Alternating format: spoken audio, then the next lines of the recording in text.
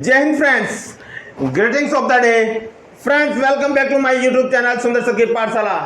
Friends, आपको पता अपना टॉपिक जो चल रहा है रिलेटिव प्रोनाउन चलेगा। वैसे प्रोनाउन चल रहा है, प्रोनाउन में हम रिलेटिव प्रोनाउन पढ़ेंगे।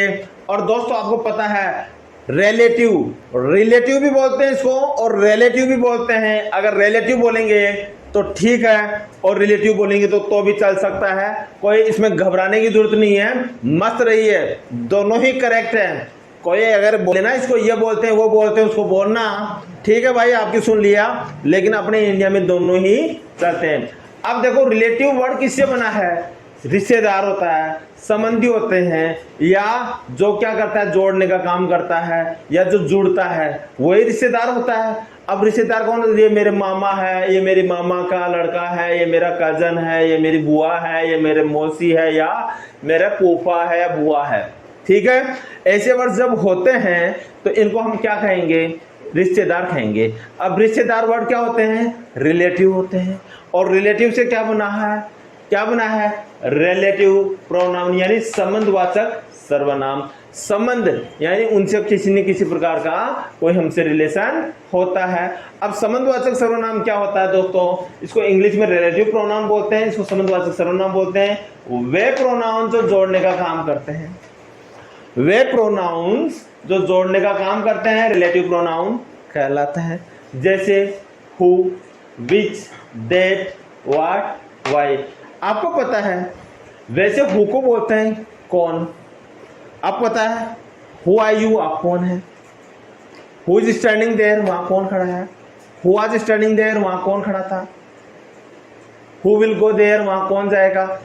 हु का मतलब क्या होता है? कौन। लेकिन जब रिलेटिव प्रोनाउन की बात होती है तो हु का मतलब होता है जो।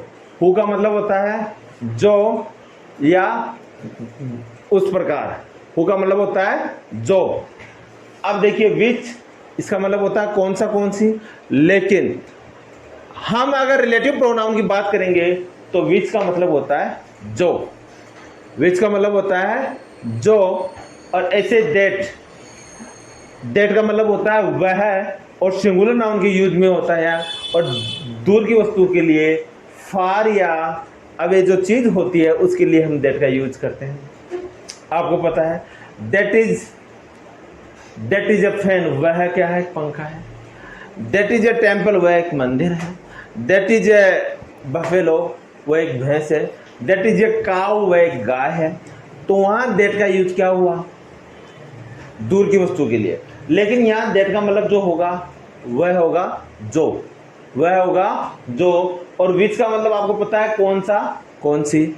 विच की इज योर्स, आपकी चाबी कौन सी है। In which class do you study, कौन सी कक्षा में आप पढ़ते हो। Which is your favourite fruit, आपका फेवरेट फ्रूट या फल कौन सा है। Which is your favourite teacher, आपका पसंदीदा अध्यापक कौन सा है। तो विच का मतलब कौन सा, कौन सी भी हो रहा है। हु का मतलब कौन भी होता है, लेकिन हु का मतलब रिलेटिव प्रोनाउन में जो भी होता है, और विच का मतलब भी जो होता है, और दैट का मतलब भी जो होता है। इनका जो किस हिसाब से होता है वो हम आपको भी बताएंगे। आप पेशेंस रखिए, वन बाय वन क्लास को समझने की कोशिश कीजिए। और वाट, WHAT, वाट मीन्स क्या, वाट मीन्स क्या होता है, और वाट का मतलब भी जो के संदर्भ में हम लेते हैं। आपके दिमाग में क्या चल रहा है वो मैं जानता हूं। आपके दिमाग में क्या चल रहा है वो मैं जानता हूं। तो वो वाट का मतलब सेंस में क्या, जो, वो, वही वाली बात होती है। What is going in your mind? What is going in your mind? आपके दिमाग में क्या चल रहा है? That I know, वो मैं जानता हूँ। Yes, why? Why को बोलते हैं क्यों। अच्छा why, अच्छा who आ गया, ये तो कौन, ये why आ गया क्यों। और ये जो why आता है ये भी जो के संदर्भ में आता है। वैसे इसको बोलते हैं क्यों। Why are you going there? आप वहाँ क्यों जा रहे हो। Why are you wasting time? समय क्यों खराब कर रहे हो। Why will you sit there? आप वहाँ क्यों बैठोगे। Why will you study? क्यों पढ़ोगे। Why will you not sleep या why will you not go to bed, आप क्यों नहीं सोओगे। जब इस प्रकार के सेंटेंसेस हम बोलते हैं तो इसमें वाई का मतलब होता है क्यों, और इस क्यों का रिप्लाई हमें देना पड़ता है रीजन के आधार पर, जवाब देना पड़ता है। आप क्यों पढ़ रहे हो, why are you studying, because tomorrow is my exam, because tomorrow is my city, that is why I am studying. कल मेरा एग्जाम है इसीलिए मैं पढ़ाई कर रहा हूँ, दैट इज वाई, इसीलिए, तभी तो मैं पढ़ाई कर रहा हूँ, इत्यादि। तो आप ध्यान रखिए ये जो चीजें हैं ये रिलेटिव प्रोनाउंस होते हैं, तो वे प्रोनाउंस जो जोड़ने का काम करते हैं। बच्चों ये चैप्टर आपको बहुत ध्यान से देखना है, इसका मैं एक वीडियो और दूंगा आपको, इस रिलेटिव प्रोनाउंस का एक सेपरेट वीडियो इनके विद एग्जांपल्स दूंगा। ये तो मैं आपको रूल्स दिखा रहा हूं, इनके मैं अलग अलग एग्जांपल्स दूंगा और आपको ये देखना ही देखना है। आपको खाना छोड़ देना है, नहाना छोड़ देना है, और हो सके तो एक टाइम का खाना भी छोड़ देना है, लेकिन ये दोनों वीडियो देखना ही देखना है। I strongly recommend you, please don't miss watch, please don't miss that, watch these videos because these videos is very important in your life, day to day life, as well as whenever you communicate, whenever you talk, whenever you discuss in English, that time you require such kind of pronouns। Gate के बाहर किसकी गाड़ी है, जो लाल colour की है, उसको side में लगाओ। अब whose car is standing outside in front the gate, whose colour is red, please park another place. Whose colour is red. अब हुज का मतलब क्या होता है, कौन सा, किसका, जिसका। हुज का मतलब क्या होता है, किसका, लेकिन जिसका कलर लाल है, या हुज क्या कर रहा है, जोड़ने का काम कर रहा है। वो मंदिर के पास रेड कलर में या रेड कलर की साड़ी में कौन महिला खड़ी है, जिसके हाथ में एक बैग है, कौन, या रेड कलर की जो महिला खड़ी है, या रेड कलर की साड़ी जो महिला पहन रखी है, वह मेरी वाइफ है, वह मेरी मम्मी है, वह मेरी मैम है, वह मेरी जो भी रिश्तेदार है। सपोज करो the woman in red sari, the woman in red sari, जो महिला रेड साड़ी में है, हु इज माई वाइफ, वह मेरी पत्नी है। The woman who is standing near the temple, जो महिला मंदिर के पास में खड़ी है, शी इज माई मदर, वो मेरी माँ है। The boy who is standing near the temple, जो लड़का मंदिर के पास खड़ा है, हु इज माई सन, वह मेरा बेटा है। हु इज माई फादर, वो मेरे पिताजी हैं। अब हु का मतलब क्या हो रहा है यहाँ पर, जो। हु का मतलब क्या हो रहा है, जो। और जो का जो यूज होता है वो हमेशा व्यक्तियों के लिए होता है, जो का जो यूज होता है वो हमेशा पर्सन के लिए होता है, जो का जो यूज होता है वो हमेशा किसके लिए होता है, ह्यूमन बीइंग के लिए होता है। आप ध्यान रखें, please focus on it, please take care, please attention, please note it, बिल्कुल ध्यान दें। This is very important, this is very important topic। yes, relative pronouns whom, with, that, ये तो होते ही हैं। इनके साथ भी देखिए relative pronoun whom, with, that का प्रयोग सबऑर्डिनेट यानी जोड़ने का काम करते हैं। क्लोज में, सबऑर्डिनेट क्लोज में वर्ब के ऑब्जेक्ट के रूप में होता है। कैसे, जैसे आई हैव ए सन, मेरे एक बेटा है। आई हैव ए सन, मेरे एक बेटा है, whom I love very much, जिसे मैं बहुत प्यार करता हूँ। I have a son whom I love very much। अब दोस्तों whom which that का प्रयोग सबऑर्डिनेट क्लॉज में वर्ब के ऑब्जेक्ट, ये वर्ब है और इसका ऑब्जेक्ट बता रहा है आई लव वेरी मच, मैं बहुत प्यार करता हूं। किसको? उसे। और उसे को क्या कहते हैं? उसे को कहते हैं जिसे। आई लव वेरी मच, मैं बहुत प्यार करता हूं। किसे करते हो? उसे, जिसे। I have a son whom I love very much, मेरे एक बेटा है जिसे मैं बहुत प्यार करता हूं। तो आप देखिए वर्ब के ऑब्जेक्ट के रूप में सबऑर्डिनेट क्लॉज में कौन कौन होता है? Relative pronoun whom with that, relative pronoun whom with that का जो प्रयोग होता है, जो यूज होता है, वो सबऑर्डिनेट क्लॉज में वर्ब के ऑब्जेक्ट के रूप में होता है। आई हैव ए डॉटर, मेरे एक बेटी है। whom I teach myself, जिसे मैं खुद पढ़ाता हूँ। I have a daughter whom I teach myself, मेरे एक बेटी है जिसे मैं खुद पढ़ाता हूँ। I have a brother, whom I teach how to drive a car, मेरे एक भाई है जिसे मैं कार चलाना सिखाता हूं। whom I teach how to drive a car. Okay, I hope you understand. If you understand please like, share, subscribe. Next, अगर एंड से जुड़कर, इसमें दोस्तों आप आई हैव ए सन की जगह आप और भी लिख सकते हो he has a son whom he love very much. He has a son, उसके एक बेटा है। whom जिसे ही लव्स वेरी मच, जिसे वो बहुत प्यार करता है। सी हैज ए सन, उसके एक बेटा है। She has a son whom she loves very much, जिसे वो बहुत प्यार करती है। ओके, और आप बताना चाहते हो यू हैव ए सन, आपके एक बेटा है। whom जिसे यू ऑलवेज इज कॉल्ड, जिसको आप हमेशा डांटते रहते हो। यू हैव ए सन, आपके एक बेटा है। whom जिसे यू ऑलवेज, जिसे तुम हमेशा क्या करते हो? डांस करते हो। You always make him dance, आप उसे हमेशा नचाते रहते हो।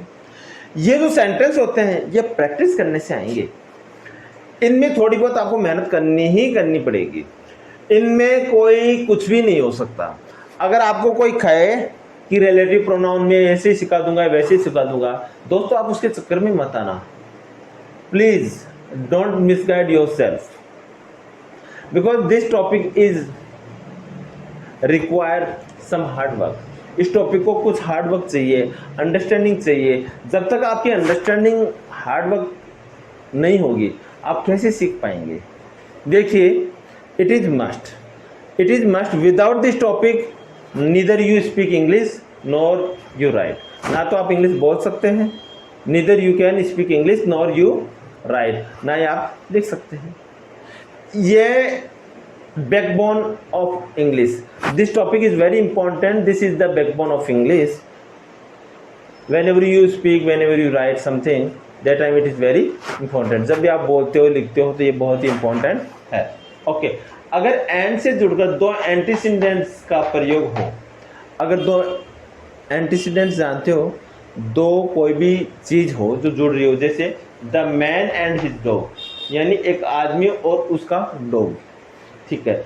अगर एंड से जुड़कर दो एंटीसीडेंट्स का प्रयोग हो, यानी एंटीसीडेंट्स हो गया, यहाँ पर यह मैन हो गया और हिज डॉग हो गया, ये एंड बीच में लग गया। अगर इन दोनों के बीच में एंड लग गया का प्रयोग हो, जिनमें एक मनुष्य हो, ठीक है, ये एक मैन हो गया, आदमी हो गया। दूसरा जानवर, एक ये जानवर हो गया, तो इसके लिए डेट का प्रयोग होगा। इसके लिए क्या होगा? डेट का प्रयोग होगा। डेट का प्रयोग कौन सी सेंस में होगा? अब वैसे तो डेट का प्रयोग आपको जानते हैं, दूर की वस्तु के लिए होता है, सिंगुलर नाउन के लिए। दैट इज ए बैग, वह एक बैग है। दैट इज ए बाईसाइकिल, वह एक साइकिल है। दैट इज ए शॉप, वह एक दुकान है। दैट इज ए ट्रैक्टर, वह एक ट्रैक्टर है। आप देखिए फार या अवे कोई चीज होती है, सिंगुलर नाउन होती है, उसके सेंस में हम दैट का प्रयोग करते हैं। लेकिन यहाँ दैट जो काम कर रहा है वह क्या कर रहा है, जोड़ने का काम कर रहा है। क्या कर रहा है, जोड़ने का काम कर रहा है।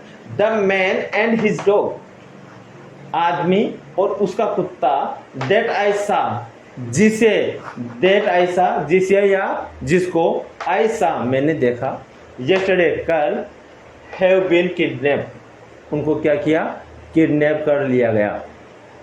यानी एक आदमी और उसके डॉग को मैंने कल देखा, किसी ने क्या कर लिया, हैव बीन किडनैप, किसी के द्वारा वो किडनैप हो गए, यानी किसी ने उनको अपहरण कर लिया, किसी ने उनका क्या कर लिया, अपहरण। The man and his dog that I saw yesterday have been kidnap, यानी उनका किडनैप कर लिया गया।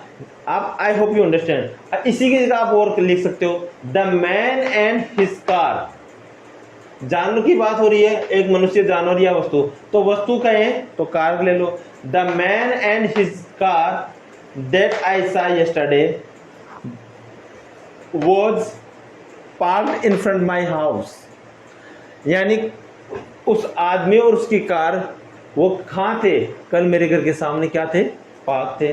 ठीक है, नेक्स्ट, सुपरलेटिव डिग्री के बाद दैट का प्रयोग होता है। सुपरलेटिव डिग्री के बाद दैट का प्रयोग होता है, सुपरलेटिव डिग्री के साथ। Superlative degree, mister Ram is the most labours man that आई, या सुपरलेटिव डिग्री के बाद। देखिए सुपरलेटिव वर्ड से अपन को पता चल रहा है सुपर होना, बेस्ट से बेस्ट होना। सुपरलेटिव डिग्री के बाद दैट का प्रयोग होता है। Mister Ram is the most laborious man that I have ever seen. बच्चों, मिस्टर राम बहुत ही मेहनती आदमी है, बहुत ही मेहनती आदमी है। दैट का प्रयोग, जो कि आई हैव एवर सीन, जिसको मैंने हमेशा मेहनत करते हुए देखा। Mister Ram is the most labours person man that I have ever scene, जिसको मैंने हमेशा देखा। इसी के साथ आप और भी लोग लगा सकते हो, जैसे मिस्टर श्याम लगा दो, is the most intelligent boy that I have been, या I have seen him always study, मैं उसको हमेशा पढ़ता हुआ देखता हूँ। ऑल का प्रयोग व्यक्तियों के लिए हो तो इसके बाद हु या दैट का प्रयोग होता है। यह इंपॉर्टेंट चीज है, यह इंपॉर्टेंट चीज है। ऑल का प्रयोग, ऑल जानते हो, ALL, ऑल का प्रयोग अगर व्यक्तियों के लिए हो, किसी पर्सन के लिए हो, तो उसके साथ किसका यूज होता है बेटा, हु या दैट का प्रयोग होता है। ऑल का प्रयोग व्यक्तियों के लिए हो तो हु या दैट का प्रयोग होता है, न कि whom which का। आई होप यू अंडरस्टैंड। व्यक्तियों के लिए हो और जो की बात हो तो किसका यूज होगा, हु या दैट का, whom या which का नहीं होगा। ऑल हु या that are interested to do this work can start now, जो भी, सभी जो भी, ऑल हु, सभी जो, आर इंटरेस्टेड, इच्छुक हो, टू डू दिस वर्क, इस काम करने के लिए, कैन स्टार्ट नाउ, वह अभी प्रारंभ कर सकते हो इस काम को। एक तो यह है। सेकंड, ऑल दैट आर, और जो कि, यहाँ दैट का मतलब क्या हो रहा है, जो कि, ऑल दैट आर इंटरेस्टेड, और जो कि इच्छुक हो, टू डू दिस वर्क, इस काम को करने के लिए, कैन स्टार्ट नाउ, वो अभी उसको क्या कर सकते हैं, प्रारंभ कर सकते हैं, वो उसको अभी चालू कर सकते हैं। तो हमें अब पता चल गया ऑल के साथ अगर व्यक्तियों की बात हो तो हु या दैट का प्रयोग होगा, हु या दैट का प्रयोग होगा। नेक्स्ट देखिए, हु, ऑल का प्रयोग वस्तु के लिए हो तो इसके बाद दैट का प्रयोग होता है। इसमें देखो, व्यक्तियों के लिए हो तो हु या दैट दोनों को लगा सकते हैं, लेकिन वस्तु के लिए हो तो सिर्फ और सिर्फ दैट का प्रयोग ही होगा। उसमें हु, हुम, विच का यूज नहीं होता है। हु, हुम, विच का यूज नहीं होता। अगर व्यक्तियों की बात हो तो हु और दैट का यूज होगा, अगर वस्तुओं की बात हो तो दैट का ही यूज होगा। व्यक्तियों की बात हो हु या हुम का, और वस्तुओं की बात हो तो सिर्फ दैट का यूज होगा। All that glitters is not gold, यानी ऑल सभी, दैट जो कि चमकीली हो, यानी सभी चमकीली वस्तुएं इज नॉट गोल्ड, सोना नहीं होती। All that glitters is not gold, सभी चमकीली वस्तुएं सोना नहीं होती। ऑल प्लस अनकाउंटेबल नाउन के बाद, ऑल प्लस अनकाउंटेबल नाउन के बाद, ये दोस्तों ये डबल लिख गया, ऑल आए फिर अनकाउंटेबल नाउन। अब अनकाउंटेबल नाउन क्या होता है? मनी होती है। ऑल अनकाउंटेबल नाउन के बाद दैट का प्रयोग होता है। यस, ऑल द मनी, सभी पैसे, दैट आई गेव हर, जो कि, अब दैट का मतलब क्या हुआ? जो कि, all the money that I gave her, all the यानी सभी पैसे जो कि मैंने उसे दिए, उसे किसको? गर्ल को, फीमेल को, हैज बीन स्पेंट, खर्च किए गए हैं। यानी all the money that I gave her has been spent, यानी ऑल द मनी यानी सभी पैसे जो कि आई गेव हर मैंने उसे दिए, हैज बीन स्पेंट उसने खर्च कर दिए। आई होप यू अंडरस्टैंड। मैं इसका एक वीडियो और दूंगा, आप देखना नहीं भूले, और देखना ही देखना है। उसमें मैं इतने शानदार आपको एग्जाम्पल देने जा रहा हूँ, कम से कम भी मैं आपको कोशिश करूँगा एटलीस्ट 15 से 20 एग्जाम्पल देने की, और वो 15 से 20 एग्जाम्पल ऐसे होंगे, आपका तो विकास होगा ही। आप जब किसी के साथ बोलोगे तो उसको भी समझ में आएगा कि आप कितनी कॉन्फिडेंट हो। You know well, you well qualified person, you well knowledgeable person, whenever he and she will talk to you, you will be confident। अब मैं इसके कुछ एग्जाम्पल आपको और दे रहा हूँ। वो एग्जाम्पल ये है, वह बाहर एक गाड़ी खड़ी है जिसका कलर लाल है, वह किसकी है?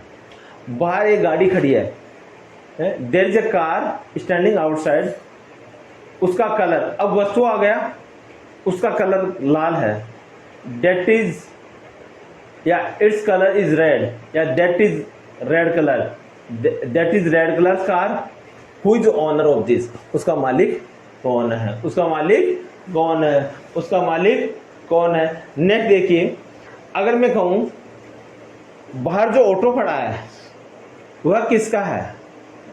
बाहर जो ऑटो खड़ा है वह किसका है? The auto is parked outside, the auto is parked outside, who is owner of this, उसका मालिक कौन है? उसका मालिक कौन है? और यही मैं आपको कहूँ, बाहर एक ऑटो खड़ा है, उसमें एक आदमी है, वह कौन है? वह कौन है? या इसको एक सेंस में और ले सकते हैं, बाहर एक लड़का खड़ा है जो कि, जिसको हम नहीं जानते हैं, there is a man standing outside, जिसको हम नहीं जानते। अब जिसको को क्या कहेंगे? होम, जिसको को हम क्या कहेंगे? Whom, we don't know. एक बाहर एक आदमी खड़ा है, there is a person standing outside whom we don't know, जिसे हम नहीं जानते हैं, उसको यहां से भगाओ, please please please go away him from here, please go away him, उसको यहां से भेजो।